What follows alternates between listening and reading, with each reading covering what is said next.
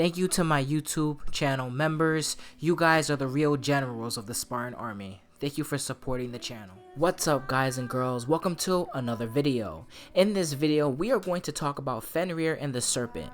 Both of these creatures are here from the future and I'd like to discuss why. A quick reminder, I'm doing a $50 PSN giveaway. To enter, 1. Be subscribed to the channel, and 2. Reply to this tweet. There will be 2 winners and will end April 21st. Corey Barlog also retweeted and entered, so get involved yourself to have a chance to win a $50 PSN code. As I mentioned, Fenrir and the Serpent are both here from the future. Since we've seen the Serpent and know more about him, let's talk about him first. We know in a battle with Thor, Jormungandr was sent back in time and appeared in Midgard. The Serpent's sudden appearance caused the desolation to occur. The Serpent met Tyr, Mimir, and other figures in this world. The Serpent is extremely important to the future of this world. Looking at the Guardian's return note Atreus writes down in Jotunheim, it says the Serpent and the Guardian will work together once the Guardian reaches Jotunheim. It seems the Serpent is going to play a bigger role in the next game. Now let's move over to the Serpent's brother, Fenrir the Wolf. Now it's a pretty easy miss, but that's why you have me. Did you know Fenrir already exists in this world? Like the Serpent, his father is Loki, which means he came from the future. But I'm getting ahead of myself. How do we know he's from the future and is here in this world? Listen to this dialogue Mimir gave us. They were born of the archwolf Hrothwitnir, a great nemesis of the Aesir gods. Odin captured them as pups and kept them in the kennels of Asgard to hold his foe at bay. But when the sun and moon grew mutinous and stood still, Odin put Skoll and Hati to use. With his ancient magics, he cast the wolves to the heavens, and they began their chase. And long shall they chase, but not endlessly, for it is foretold that someday Skoll and Hati will catch and devour their prey.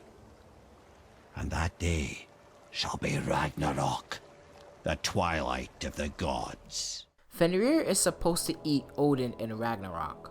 The wolf is then destroyed by one of Odin's sons, so it's safe to assume this is what happened in the future. Except Odin's son didn't really kill him. He might have hit Fenrir with so much power that it also split the world tree, sending Fenrir back in time before his own birth, just like the Serpent. But the ultimate question is, why is he here? Faye knew her actions would start Ragnarok. It's why she jump-started the journey. Nothing, and I mean nothing, in this game was by accident. Why would she cause Ragnarok if there was no way for the giants to win?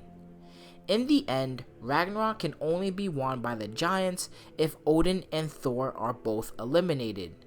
This is what is supposed to happen in the real Norse mythology as well. I think Faye knew Fenrir will be here, just like how she knew the Serpent would be here. Despite the end of the game having murals of the Serpent, there is several symbols of the Serpent littered throughout the game and all over the house. There's also references and symbols talking about the wolf. Of course, there is the image of Atreus walking alongside 3 wolves on the mural at the end of the game, but also exploring the area around the forest by the house, there are several statues of wolves in the area. This same statue can be found inside of the Serpent's body, just hanging out in the very back of the stomach. There are little wolf references around the game as well, such as Atreus feeling bad for wolves when Kratos defeats them in the beginning of the game. He also wonders if he himself can turn into a wolf once he learns about his godhood. I feel all these things are hinting at the wolf making some type of appearance in the next game. Ragnarok will start in the next game, and Faye has already set everything up.